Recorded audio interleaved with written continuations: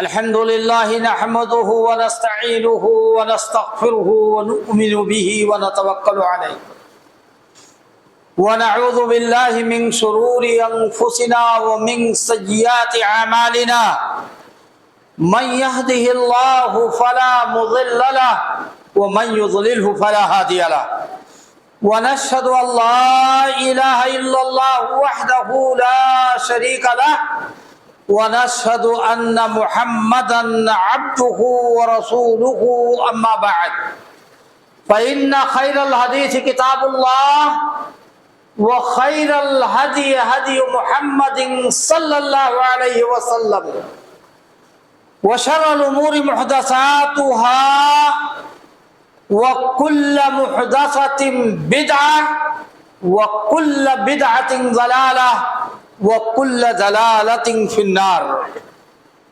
أعوذ بالله من الشيطان الرجيم اليوم أكملت لكم دينكم وأتممت عليكم نعمتي ورضيت لكم الإسلام دينا وقال نبينا صلوات الله وسلامه عليه تركت فيكم أمرين لن تضلوا ما تمسكتم بهما کتاب اللہ و سنتی۔ انتہائی قابل قدر معزز و محترم حاضرین جمعہ، قابل احترام بزرگوں، نوجوانوں، عزیز بچوں اور خواتین اسلام،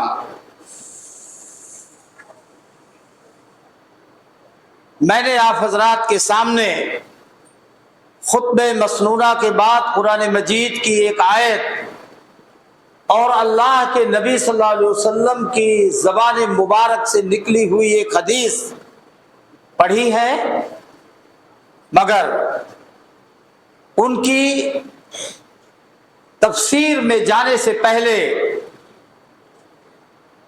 میں آپ کو مبارکباد دیتا چلوں اس بات کی کہ آج ہم ان ایام سے گزر رہے ہیں، ان دنوں سے گزر رہے ہیں جو ہر سال اسلامی تاریخ کا آغاز ہوتے ہیں۔ اسلامی کیلنڈر کا جو آغاز یا جو اس کی ابتدا ہوتی ہے وہ انہی دنوں سے ہوتی ہے، یعنی محرم کے مہینے سے۔ اور جس طرح سے اللہ رب العالمین نے بہت سارے مہینوں میں بہت ساری برکتیں، فضیلتیں، خوبیاں رکھی ہیں الگ الگ، اسی طرح سے اللہ رب العالمین نے اس مہینے میں 10ویں محرم کا دن رکھ کر کے اور ہمیں اور آپ کو بہت بڑی فضیلت، شرف اور ثواب حاصل کرنے کا موقع عنایت فرمایا ہے۔ میرے بھائیوں، یہ 10ویں محرم ہے کیا؟ اللہ کے نبی جناب محمد رسول اللہ صلی اللہ علیہ وسلم جب ہجرت کر کے مدینہ تشریف لے گئے تو وہاں آباد یہودی جو تھے وہ لوگ روزہ رکھتے تھے 10ویں محرم کو۔ اللہ کے نبی صلی اللہ علیہ وسلم نے لوگوں سے پوچھا کہ یہ لوگ روزہ کیوں رکھتے ہیں، تو بتایا گیا کہ اسی 10ویں محرم کو موسیٰ علیہ السلام اور ان کی قوم بنو اسرائیل کو فرعون کے ظلم و ستم سے، اس کے چنگل سے نجات ملی تھی، آزادی ملی تھی۔ اس کی خوشی میں یہ لوگ روزہ رکھتے ہیں۔ اللہ کے نبی صلی اللہ علیہ وسلم نے ارشاد فرمایا نحن احق بموسیٰ منہم، ہم لوگ ان کے مقابل میں موسیٰ علیہ السلام سے زیادہ قریب ہیں۔ یہ اپنے آپ کو ان کی نسل سے، ان کے خاندان سے، ان کے قبیلے سے بتاتے ہیں، لیکن دینی اعتبار سے، نبوت کے اعتبار سے وہ ہمارے بھائی ہیں نبی ہونے کے وجہ سے، اس لیے ہم زیادہ حقدار ہیں کہ ہم بھی روزہ رکھیں۔ मगर हमें यहूदियों की मुखालफत करनी है। वो एक रोजा रखते हैं, हमको उनकी मुखालफत करके 2 रोजा रखना है, यौमन क़ब्लहू और यौमन बअदहू। 10वीं मुहर्रम का रोजा तो रखना ही है, एक रोजा ज्यादा रख लो, चाहे एक रोजा 10वीं से पहले और चाहे एक रोजा 10वीं के एक दिन बाद, एक दिन पहले या एक दिन बाद। यानी हमें या तो 9वीं और 10वीं का रोजा रखना है या तो 10वीं और 11वीं का रोजा रखना है, हमें ये ऑप्शन है।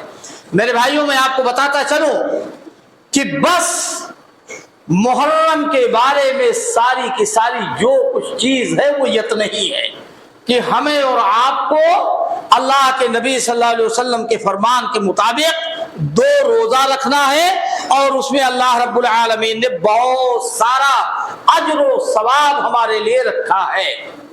इसके अलावा अगर 10वीं मुहर्रम के दिन कुछ भी किया जाता है, चाहे, अब मैं नाम नहीं लेना चाहता कि आज 10वीं मुहर्रम में हमारा मुसलमान भाई, कलमा पढ़ने वाला भाई 10वीं मुहर्रम को क्या क्या करता नहीं है, कितनी खुराफात, कितनी बिदआत और कौन कौन सी शरारतें, यहाँ तक कि सहाबे किराम को गाली देना, अज़वाजे मुतहरात को गाली देना, तबर्रा पढ़ना, अल्लाह जाने कितनी बुराइयां इस 10वीं मुहर्रम को जिस दिन रोजा रखना चाहिए उस दिन हमारा मुसलमान भाई कितनी बुराइयां करता है। और जैसे जैसे जमाना गुजरता जाता है नई नई बुराइयां पैदा भी होती रहती हैं, लोग बनाते रहते हैं, ये कर डालो तो सवाब मिलेगा, ये कर डालो तो और ज्यादा सवाब मिलेगा। जितने ही दिन गुजरते जाते हैं आप अपनी आंखों से खुराफात का मेला देखते हैं, हमसे ज्यादा आपको अंदाजा है कि जो बुराइयां पिछले साल थी इस साल उससे बढ़ करके बुराइयां हमारा मुसलमान भाई इसी 10वीं मुहर्रम को मेरे भाइयों करता है। हालांकि इन चीजों का कोई सबूत नहीं है। जो बुराइयां आज की जाती हैं, जो बिदआत खुराफात रस्म और रिवाज आज मनाता है हमारा भाई, जिन खुराफात में गर्क है, मेरे भाइयों ठीक है वो मनाया जाएगा, मगर कब? जब उस पर अल्लाह के नबी सल्लल्लाहु अलैहि वसल्लम की छाप लगी हो। हमारा कोई भी भाई दुनिया का ये साबित कर दे कि जो खुराफात ये लोग करते हैं ये अल्लाह के नबी सल्लल्लाहु अलैहि वसल्लम के जमाने में या सहाबा के जमाने में की जाती थी, अल्लाह के नबी सल्लल्लाहु अलैहि वसल्लम ने इसकी इजाजत दी है तो बिल्कुल हम उसको करने के लिए तैयार हैं। लेकिन मेरे भाइयों, हमारे इस्लाम में सिर्फ उतनी ही चीजें जायज हैं जितनी चीजों की अल्लाह के नबी सल्लल्लाहु अलैहि वसल्लम ने इजाजत दी है, उसके अलावा कोई चीज हमारे यहाँ जायज और दुरुस्त नहीं है। सवाब पाने को कौन कहे? अगर हम वो चीजें करते हैं तो गुनहगार हो जाएंगे। क्यों? इसलिए कि दीन अल्लाह के नबी सल्लल्लाहु अलैहि वसल्लम के जमाने में मुकम्मल हो गया था, उसके बाद ना तो उसमें घटाने की जरूरत है और ना उसमें बढ़ाने की गुंजाइश है। मैंने आयत पढ़ी थी खुतबा के बाद, अल्लाह रब्बुल आलमीन ने इरशाद फरमाया, अल यौमा अकमलतु लकुम दीनकुम व अतममतु अलैकुम निअमती व रज़ीतु लकुमुल इस्लाम दीना। आज के दिन हमने तुम्हारे दीन को मुकम्मल कर दिया, हो गया, पूरा का पूरा दीन उतार दिया। व अतममतु अलैकुम निअमती, और जब दीन उतार दिया पूरा तो समझ लो कि सारी नेमतें भी हमने अपनी तुम्हारे लिए मुकम्मल कर दी। वो रज़ीतु लकुमुल इस्लाम दीना, और जो दीन मुंतखब किया है उसका नाम है दीने, उसका नाम दीने इस्लाम है। मेरे भाइयों, अल्लाह ने क्या फरमाया कि हमने आज दीन को मुकम्मल कर दिया। ये किस दिन फरमाया? अल्लाह के नबी सल्लल्लाहु अलैहि वसल्लम हज कर रहे थे। हज्जतुल वदा के मौके पर मैदान अरफात में आयत नाजिल हुई। अल्लाह के नबी सल्लल्लाहु अलैहि वसल्लम ने तकरीबन 1.25 लाख सहाबा के मजमे से वही सवाल किया कि मेरे साथियों ये बताओ, अला हल बल्लगत, अल्लाह रब्बुल आलमीन कह रहा कि हमने दीन को मुकम्मल तौर पे उतार दिया, पूरा का पूरा दीन, कोई कमी नहीं रह गई। लेकिन आप ये बताओ कि जिस तरह से अल्लाह ने पूरा दीन नाजिल किया, हमने पूरे दीन की तबलीग की या कुछ अपने पास रोक लिया? सारा दीन आपको पहुंचा कि नहीं?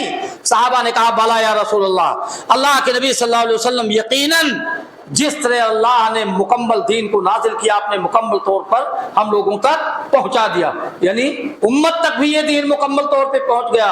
अब गुंजाइश नहीं है कि आज के लोग उसमें कुछ आगे बढ़ करके कहें या उसमें ईजाद करें।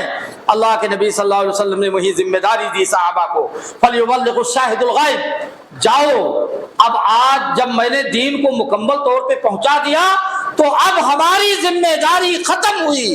अब ये जिम्मेदारी आप लोगों को देता हूं कि जो मौजूद हो या जिन लोगों तक दीन पहुंच चुका है वो गायब लोगों तक दीन को पहुंचाएं। अब आप लोगों की जिम्मेदारी है। और उसके बाद आपने दुआ भी फरमाई कि नज़रल्लाहु इमरान समिया मक़ालती, अल्लाह रब्बुल आलमीन उस बंदे को तरो ताज़ा हरा भरा खुशो खुर्रम रखे जिसने मेरी बात को सुना, सुनने के बाद उसको याद किया और दूसरों तक पहुंचाया। अल्लाह ऐसे लोगों को खुशो खुर्रम रखे। और ये दुआ करने के बाद ऐसे बगैर किसी वसूल के नहीं छोड़ दिया कि जाओ अब दीन पहुंचाओ, जैसे चाहो वैसे पहुंचाओ। अल्लाह के नबी सल्लल्लाहु अलैहि वसल्लम ने दीन की तबलीग के लिए वसूल मुतय्यन करके सहाबे किराम को दे दिया। मेरे भाइयों, वसूल क्या था? यही हदीस जो मैंने खुतबे के बाद पढ़ी थी कि तरक्तु फीकुम अमरैन, हमने तुम्हारे दरमियान दो चीजें छोड़ी हैं, लन तज़िल्लु मा तमस्सकतुम बिहिमा, जब तक इन दोनों को मजबूती से पकड़े रहोगे गुमराह नहीं होगे। वो दोनों चीजें क्या हैं? किताबुल्लाहि व सुन्नती, अल्लाह रब्बुल आलमीन की किताब ये कुरान मजीद और मेरी सुन्नत, यानी आपके अक़वाल, आपके अफ़आल, आपके अमाल, आज आप सुन्नत व हदीस कह लीजिए कि एक तो कुरान और दूसरे सुन्नत व हदीस। जब तक आदमी इन दोनों चीजों को मजबूती से थामे रहेगा तब तक आदमी गुमराह नहीं हो सकता है। अल्लाह के नबी सल्लल्लाहु अलैहि वसल्लम ने इस बात की गारंटी और जमानत दी है। और यही वसूल है उन लोगों के लिए जो लोग दीन की तबलीग करते हैं या दीन दूसरों तक पहुंचाते हैं, उनके लिए यही वसूल है कि दो चीजें आपको पकड़ करके तभी कोई बात किसी के सामने रखनी होगी, एक अल्लाह की किताब और दूसरे सुन्नते रसूल सल्लल्लाहु अलैहि वसल्लम। जो बात आप किसी को पहुंचाना चाहते हो उस बात का इन दोनों जगहों पे कहीं ना कहीं सबूत होना चाहिए। और अगर आपकी बात ना तो कुरान मजीद से साबित है ना सुन्नते रसूल से साबित है तो वो बात आपके मुंह पे मार दी जाएगी, ठुकरा दी जाएगी। वो बात इस्लाम की बात नहीं हो सकती है, वो खुराफात होगी। इसीलिए माई आयशा रज़ी अल्लाह अन्हा ने एक हदीस में बयान फरमाया कि अल्लाह के नबी सल्लल्लाहु अलैहि वसल्लम ने इरशाद फरमाया, मन अहदसा फी अमरिना हादा मा